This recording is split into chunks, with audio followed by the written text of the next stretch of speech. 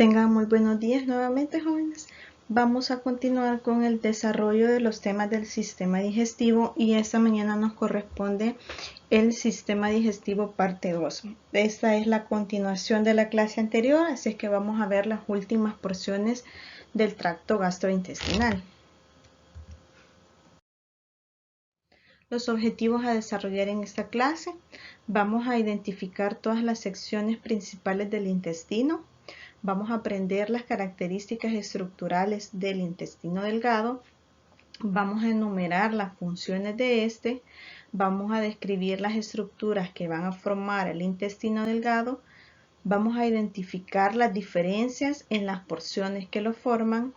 Vamos a reconocer las estructuras que forman la pared del intestino delgado. Vamos a aprender las estructuras que aumentan la superficie del intestino para una mayor absorción. Vamos a identificar las células presentes en la capa mucosa del intestino delgado. Vamos a aprender las características generales del intestino grueso, así como a enumerar sus funciones y aprender las porciones que lo forman. También vamos a identificar las estructuras presentes en la parte externa del intestino grueso y vamos a reconocer las estructuras que forman la pared del intestino grueso. Y vamos a comenzar. El intestino delgado. Los procesos más importantes de digestión y de absorción de los nutrientes se producen en esta porción del tracto gastrointestinal. Su estructura se encuentra especialmente adaptada para desarrollar estas funciones. El intestino delgado es un órgano tubular largo, con una longitud de aproximadamente 3 metros y 2.5 centímetros de diámetro. En una persona que ha fallecido o en un cadáver, esta longitud del intestino delgado alcanza hasta 6.5 metros de largo. Esto a causa de la pérdida del tono muscular liso después de la muerte. El intestino delgado comienza justo en el esfínter pilórico, él está en contacto con lo que es el estómago y posteriormente se repliega a través de toda la parte central e inferior de la cavidad abdominal. Posteriormente se abre por último para unirse a lo que es el intestino grueso. Vamos a comenzar a ver las regiones en las que se divide el intestino delgado. Este se divide en 3 porciones o 3 regiones. La primera es el duodeno, la segunda es el yeyuno y la tercera es el íleon. La primera porción, que es el duodeno, es la que inicia justo en el esfínter pilórico, es la que está en contacto con el estómago. Esta porción es el segmento más corto pero más ancho del intestino delgado.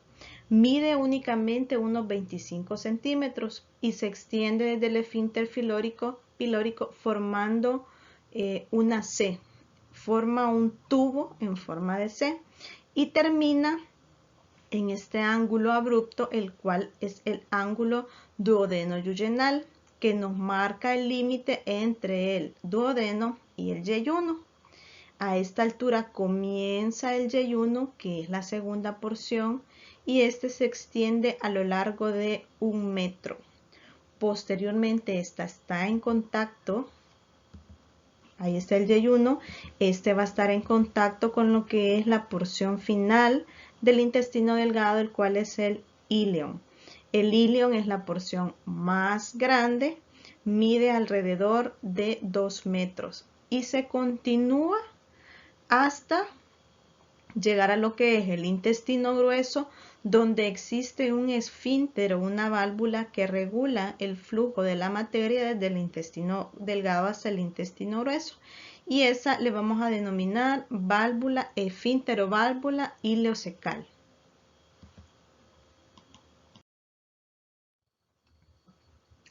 Y es así como vamos a tener cada una de las funciones específicas de las porciones del intestino delgado. La primera región es el duodeno, que es la que está en contacto con el estómago y es la encargada de recibir el quimo, Por lo tanto, el duodeno se conoce como un recipiente mezclador. En el duodeno también se da la liberación de muchas sustancias que van a facilitar que se dé el proceso de digestión. La segunda porción es el duodeno y en su interior se va a dar la mayor cantidad de absorción de nutrientes, por lo tanto aquí se va a desarrollar la mayor parte de la digestión química. Y la última porción es el ilion. El ilion va a regular el flujo de materia desde el intestino grueso hacia el ciego, el cual es la primera porción del intestino delgado. Vamos a comenzar a ver las capas que forman lo que es la pared del intestino delgado. La pared del intestino delgado posee las 4 capas que posee todo el tubo digestivo, las cuales hemos venido estudiando, lo que son la mucosa, la submucosa, la muscular y la capa serosa. La diferencia de este es que la capa mucosa posee unas características estructurales que le confieren al intestino delgado esas propiedades para poder realizar su función específica, la cual es de poder realizar la mayor parte de la digestión química y poder realizar la mayor parte de la absorción de nutrientes. Es así como entre sus características estructurales posee lo que son los pliegues circulares, las vellosidades y las microvellosidades. ¿Qué es un pliegue circular? Estos son pliegues circulares que se forman de la mucosa y de la submucosa. Son proyecciones o repliegues que miden aproximadamente 10 milímetros y están a lo largo de todo el tubo del intestino delgado y los podemos ver aquí. Si nosotros hacemos un corte en el intestino y lo aumentamos, vamos a ver lo que son los pliegues circulares. Estos pliegues se encuentran desde la primera porción del duodeno y dejan de ser un poquito más visibles después de la segunda porción que forma el ilion. La función de estos pliegues circulares es aumentar la superficie de absorción. Ellos hacen que el quimo que se desplaza por todo el tubo en el intestino lo haga de manera circular y no lo haga de manera recta. Si estos repliegues circulares no existieran, el quimo pasaría de forma lineal, como vemos que pasa el agua en una manguera, que se va de paso. Ellos lo ayudan a aumentar la superficie y que permanezca más tiempo este quimo en el intestino para que se dé la mayor parte de la absorción. En cada uno de estos pliegues circulares alrededor de todo el intestino, si nosotros acercamos una porción, vamos a ver lo que son las vellosidades. Estas vellosidades son proyecciones a manera de dedo que se extienden de la mucosa. Estas miden aproximadamente de 0.5 a 1 milímetro de largo. Y su función es aumentar la superficie del epitelio disponible para lograr una mayor absorción de nutrientes. Si nosotros acercamos una vellosidad, vamos a ver que las células absortivas que van a estar a lo largo de todo el epitelio en esta vellosidad van a tener microvellosidades. Las microvellosidades, si nosotros hacemos un acercamiento de estas células, las vamos a ver de esta manera. Las microvellosidades son proyecciones de la membrana apical de la célula. Y ellas también van a hacer que la superficie de contacto se aumente para lograr la mayor absorción de nutrientes. Por cada milímetro cuadrado que nosotros tengamos de epitelio, se encuentran alrededor de 200 millones de microvellosidades. Si nosotros también hacemos un acercamiento de cada una de las vellosidades, vamos a encontrar que en cada una de ellas va a contener en lo que es la lámina propia, una arteriola, una vena y un vaso quilífero. El vaso quilífero no es más que un capilar linfático. La presencia de estos tres componentes en cada una de las vellosidades va a tener la función de recolectar todos los nutrientes que hayan sido absorbidos por todas las microvellosidades y por todas las células absortivas que forman esta vellosidad. Y lo van a entregar ya sea a la sangre o a la linfa. También en el intestino vamos a encontrar glándulas. Vamos a encontrar la glándula intestinal. Cada glándula va a estar formada por diferentes tipos de células que van a tener funciones de liberación de sustancias específicas, que lo vamos a ver en la siguiente diapositiva. En cada una de las vellosidades o de las glándulas vamos a encontrar espacios o canales entre ellos, y es así como vamos a identificar las criptas intestinales o las criptas de Lieberkühn. ¿Cómo va a estar formado entonces una glándula intestinal? Esta glándula va a estar formada por diferentes tipos de células. Las primeras que vamos a encontrar son las células absortivas. Estas células van a tener la función de realizar la mayor absorción de nutrientes. Si nosotros hacemos un acercamiento a esta célula, vamos a ver que en la cara apical de ella posee lo que es las microvellosidades. Ya habíamos hablado que las microvellosidades son proyecciones de la membrana apical de estas células, que le van a conferir esta función de poder realizar la mayor absorción de los nutrientes.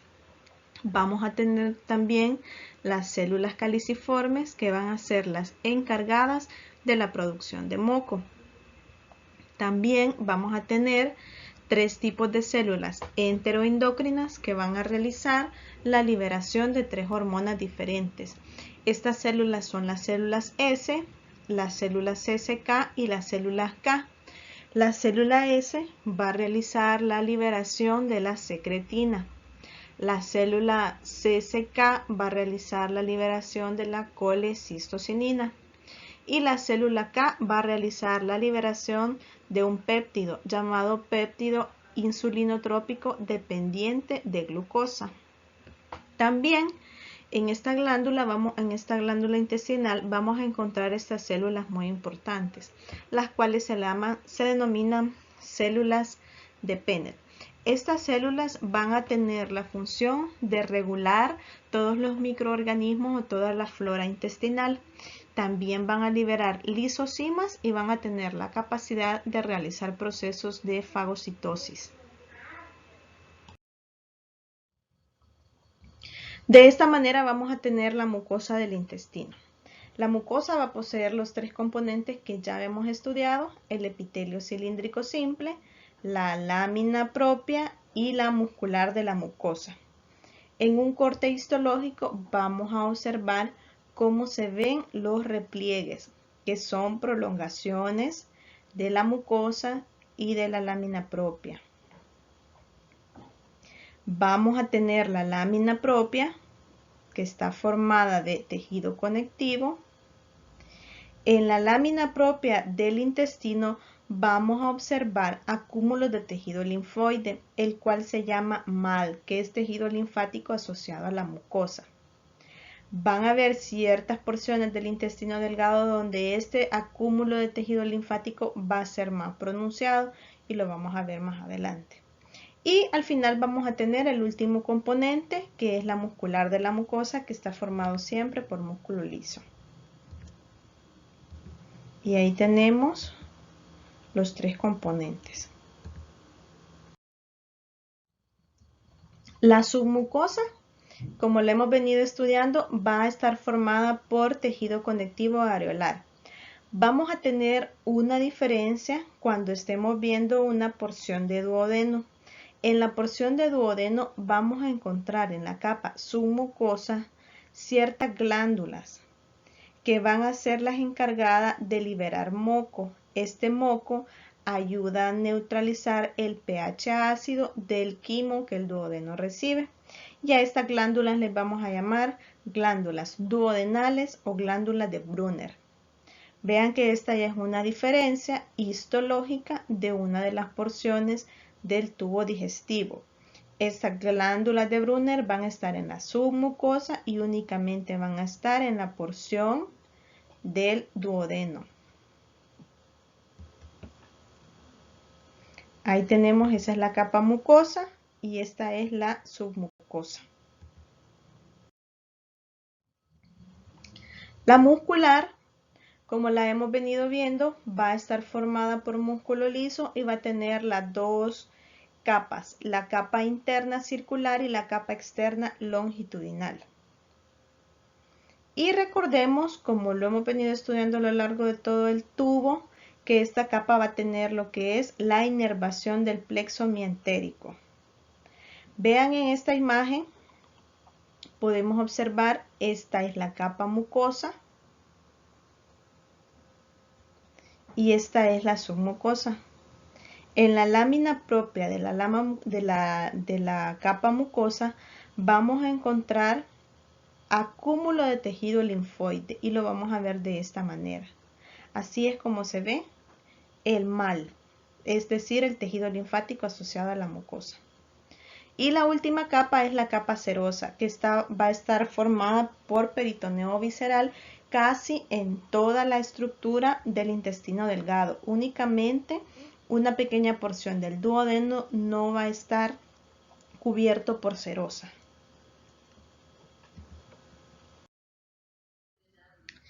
Y aquí tenemos un dibujo ya de cómo se ven las cuatro capas que nos van a formar la capa del intestino delgado. Vamos a ver primero la mucosa, en la que vamos a encontrar las vellosidades. Recordemos que también vamos a encontrar lo que es la glándula intestinal y esta va a poseer diferentes tipos de células. En estas vellosidades van a haber algunas células absortivas, las cuales van a tener las microvellosidades. Y estas vellosidades las vamos a encontrar a lo largo de los pliegues circulares. Y estos tres componentes son los que le confieren al intestino delgado la capacidad de poder absorber la mayor cantidad de vitaminas, nutrientes y agua. Posteriormente, bueno, vamos a seguir con la mucosa. En cada vellosidad recuerden que vamos a encontrar las tres estructuras, una arteriola, una vena y un vaso quilífero, que van a ser los encargados de recibir todos los nutrientes para posteriormente entregarlo a los vasos sanguíneos o a la linfa. El límite de la mucosa lo va a marcar la muscular de la mucosa. Posteriormente vamos a tener la submucosa, dependiendo de la porción del tubo digestivo, del intestino que estemos viendo. Si estuviésemos viendo una porción de duodeno, en la submucosa vamos a encontrar las glándulas duodenales o glándulas de Brunner. Si estuviésemos viendo también una porción de íleo, en la mucosa encontraríamos las placas de Peyer. Estos puntitos verdes que vemos aquí son acúmulos de tejido linfoide. Pero las placas de Peyer se ven mucho más pronunciadas. Lo vamos a ver también en una imagen más adelante. La muscular, que va a estar formada igual por las dos capas, la capa circular interna y por la capa longitudinal externa, y la última capa que está formada por la serosa. En esta diapositiva vamos a observar mucho mejor las diferencias que existen histológicas en cada región que forma el intestino delgado. La primera que vamos a ver es la región del duodeno. En la región del duodeno, histológicamente, la diferencia que vamos a encontrar es que en la capa submucosa vamos a encontrar esas glándulas, las cuales son las glándulas duodenales o glándulas de Brunner. El yeyuno es la porción del intestino en donde se realiza la mayor parte de la absorción de nutrientes. Por lo tanto, la característica importante o más principal del yeyuno es que los pliegues circulares son más pronunciados. Lo podemos observar muy bien en la siguiente imagen. Esta es una imagen de yeyuno y vean que los pliegues circulares son muy pronunciados, son bien grandes. Si la comparamos con la siguiente imagen, ya esta imagen corresponde a una porción de ilion, podemos ver que los pliegues aquí son mucho más pequeños. Y también lo podemos distinguir en la imagen. Otra característica que el ilion va a tener es que en él podemos observar que hay mayor acúmulo de tejido linfático, es decir que vamos a encontrar nódulos linfáticos agregados. A los nódulos linfáticos que se encuentran en el ilion se les denomina placas de Peyer. Estas van a estar en la lámina de la mucosa, aunque también los podemos encontrar hasta en la submucosa.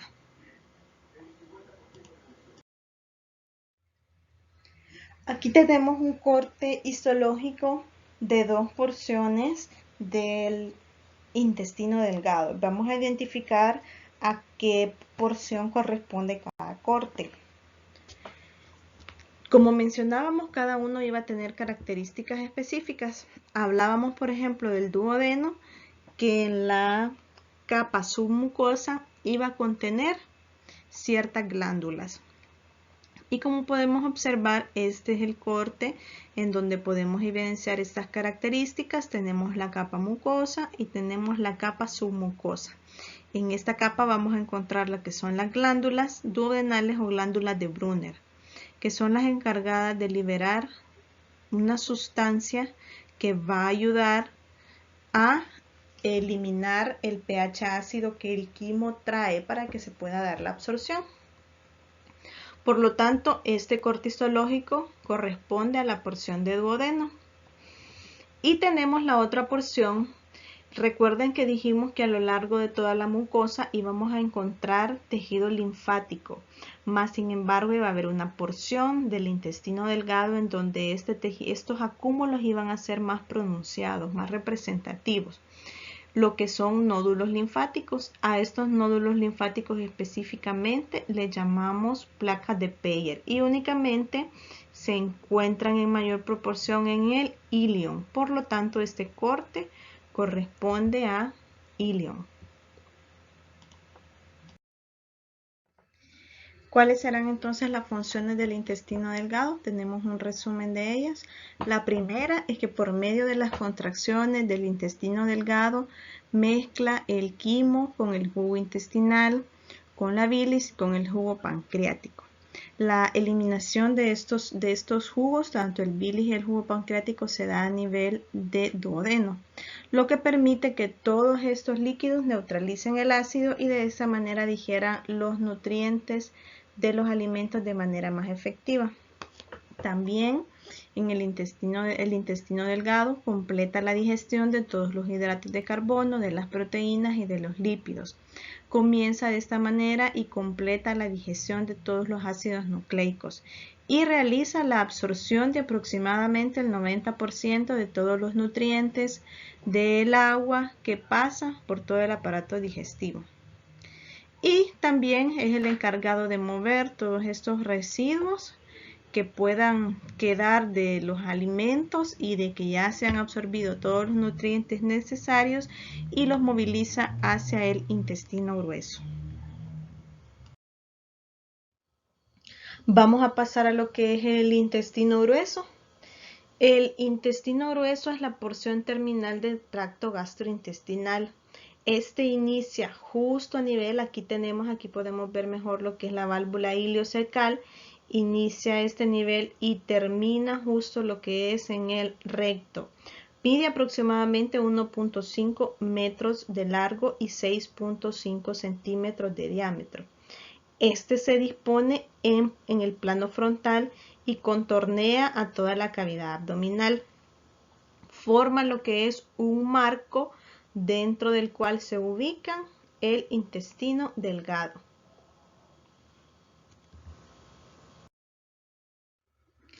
El intestino grueso va a estar formado por 4 porciones.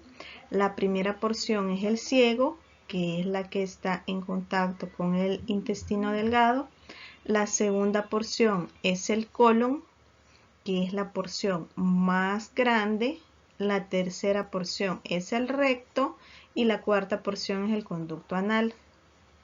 Ahora, el colon es el que se divide en 4 porciones: porción ascendente, porción transverso, porción descendente y el colon sigmoideo.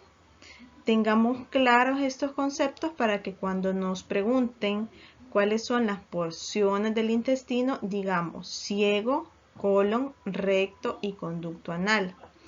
Si la pregunta va encaminada a las porciones del colon, ya podemos decir que estas son ascendente, descendente, transverso y sigmoideo.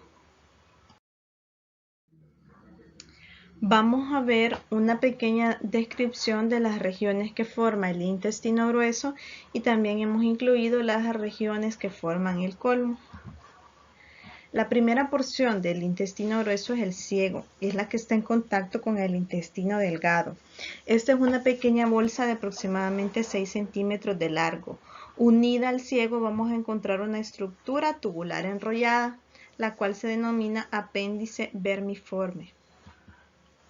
Posteriormente vamos a tener el colon en sus porciones y la primera porción es el colon ascendente, la cual asciende por el lado derecho del abdomen.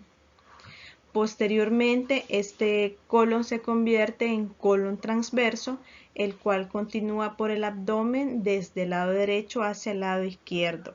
Se curva por debajo del borde inferior del vaso y posteriormente nos da paso al colon descendente. Este colon desciende en el lado izquierdo por debajo de la cresta ilíaca y nos da paso al colon sigmoideo. El colon sigmoideo comienza cerca de la cresta ilíaca izquierda y se proyecta hacia la línea media y da paso a lo que es el recto.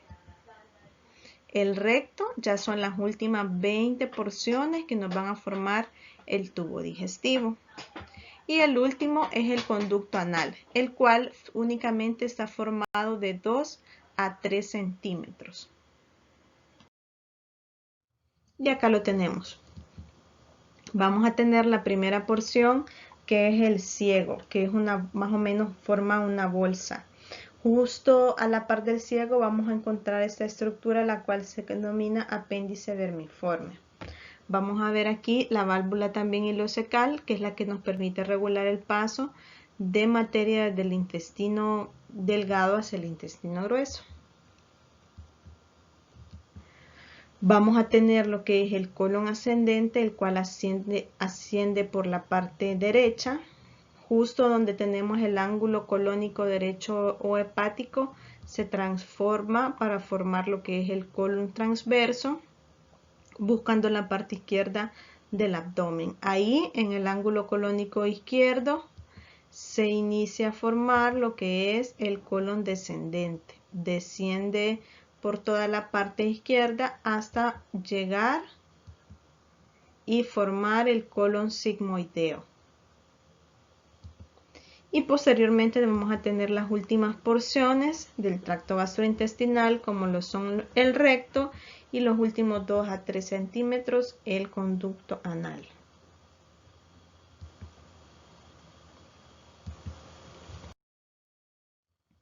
En el ano vamos a encontrar unos esfínteres que son los que van a ayudar a regular la defecación. El esfínter anal externo y el esfínter anal interno. El que está formado por músculo esquelético es el esfínter anal externo, el cual tiene una función voluntaria. Ahora vamos a ver lo que es la histología del intestino grueso. El intestino grueso posee lo que son las 4 capas que hemos venido estudiando que forman todo el tracto gastrointestinal. La primera de ellas va a ser la mucosa, la cual va a estar formada primero por el epitelio, en este caso es epitelio cilíndrico simple, va a tener también la lámina propia y la muscular de la mucosa. En la mucosa también vamos a ver glándulas intestinales que también están presentes en el intestino grueso. En la siguiente diapositiva vamos a ver qué células lo forman. Vamos a tener la submucosa, la cual va a estar formada por tejido conectivo areolar. La glándula intestinal va a estar formada únicamente por dos tipos de células, las células absortivas y las células caliciformes. Las células absortivas van a terminar de realizar la función de absorción. Generalmente ellas van a absorber la mayor cantidad de agua posible. Y las células caliciformes nos van a producir moco.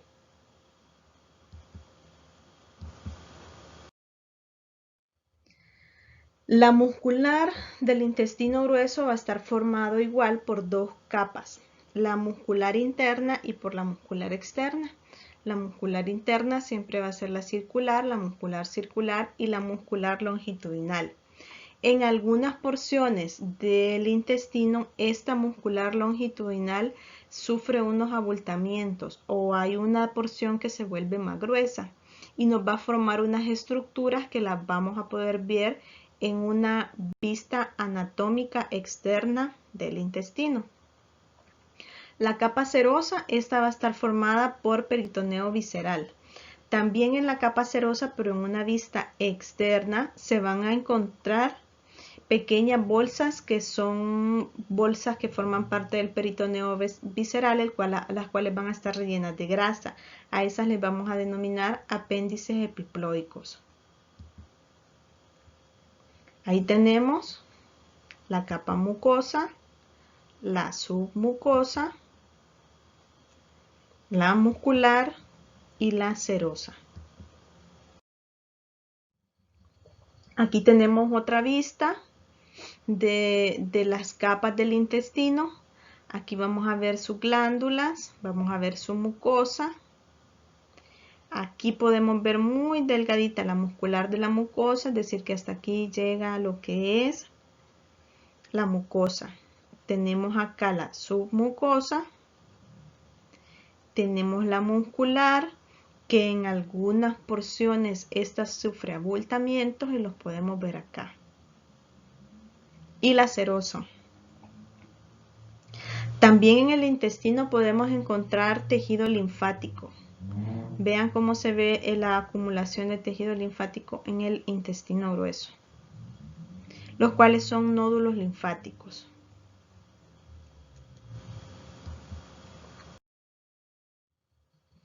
Y esta es una vista externa del intestino. Aquí vamos a poder encontrar dos estructuras que mencionábamos en la vista histológica. Las primeras de ellas son las tenias del colon. Las tenias son tres notables bandas longitudinales que están formadas por el estrato de músculo longitudinal y son las que nosotros vamos a encontrar aquí. Todas estas son las tenias del intestino grueso. Y también íbamos a encontrar unas estructuras que eran pequeñas bolsas rellenas de grasa que forman parte del peritoneo visceral. A estas estructuras les denominaremos apéndices epiploicos. Y también de vista externa vamos a observar que el intestino grueso, tiene como unas contracciones tónicas, que son bandas que producen una serie de bolsas a lo largo del intestino. A estas bandas que forman estas bolsas se les llaman austras, las que le dan al órgano tener un aspecto fruncido. Tenemos ahí las tenias, las austras y los apéndices epiploicos. Y aquí tenemos a detalle cuáles van a ser las funciones del intestino grueso. Él va a realizar el proceso de mezcla y esta mezcla la va a realizar en las austras. También va a realizar el proceso de peristaltis y propulsión de los contenidos desde el colon hacia el recto. También las bacterias del intestino grueso van a convertir las proteínas en aminoácidos y van a producir algunas vitaminas del complejo B y vitamina K.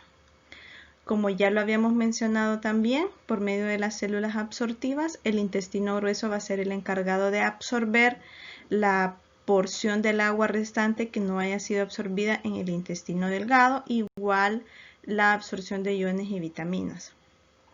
Y por último, él va a realizar la formación de las heces y también la defecación, que es el vaciamiento del recto. Acá les presento para que vean la diferencia del epitelio en cuanto a la histología del intestino grueso, la porción final y la porción inicial del recto. Veamos, aquí tenemos la capa mucosa de lo que es el intestino grueso, aquí está la muscular de la mucosa, tenemos la membrana basal y el epitelio. Aquí en el intestino grueso vamos a tener epitelio cilíndrico simple. Y a medida nos vamos acercando o va terminando lo que es la porción del intestino grueso e inicia la porción del colon, vean el cambio de epitelio. Ya en el recto ya se necesitan otro epitelio debido a las funciones que este realiza. Esta porción va a estar sujeta a desgaste, por lo tanto necesita un epitelio que le brinde protección. Y es así como este epitelio del recto se convierte o es epitelio plano estratificado no queratinizado. Y es así como llegamos a lo que es el final de la porción de todo el tubo gastrointestinal. La próxima clase vamos a ver lo que son las glándulas anexas, todas aquellas glándulas que producen líquidos que van a secretar a lo largo de todo el tubo gastrointestinal para que éste realice toda la función de degradación de la materia y poder absorber los nutrientes. Les dejo un pequeño pensamiento: aprender es como remar contra corriente. En cuanto se deja, se retrocede. Cualquier duda ya sabe que me pueden contactar y nos vemos en la siguiente clase. Muchas gracias por su atención y pasen feliz día.